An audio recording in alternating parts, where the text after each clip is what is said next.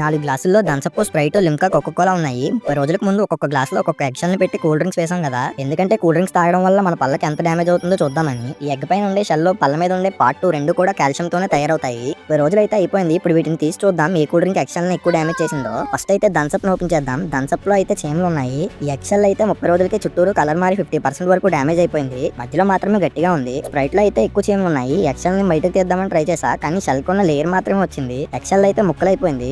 ఈ షెల్ అయితే పూర్తిగా డ్యామేజ్ అయింది. ఈ లిమ్కాలో మాత్రం పై లేయర్ అంతా నల్లగా అయిపోయింది. చూడడానికి భయంకరంగా ఉంది. జాగ్రత్తగా దీన్ని పక్కకు తీసేసి ఎగ్ షెల్ ని బయట తీద్దామని ట్రై చేస్తే ఇందులో షెల్ కూడా ముక్కలైపోయి ఉంది.